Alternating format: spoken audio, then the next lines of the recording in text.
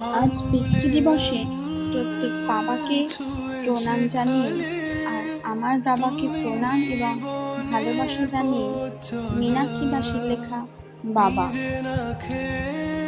সাত সকালে অফিস যেতেন বাবা।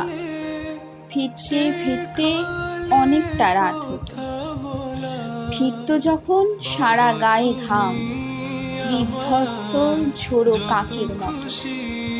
মাঝে মাঝে ভেবেই পেতাম না বাবা কেন ওভারটাইম করে, কেন বাবার নেই কোনো ছুটি, কেন বাবা ভোরের বাসটা ধরে।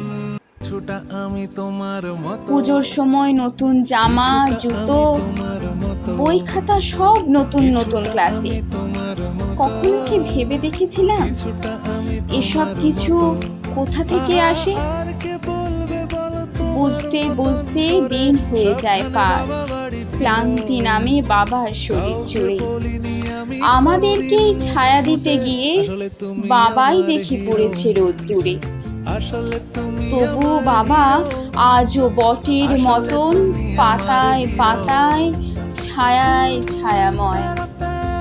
তার কাছেতে বসলে মনে হয় এই তো আমার নিশ্চিত আশ্রয়।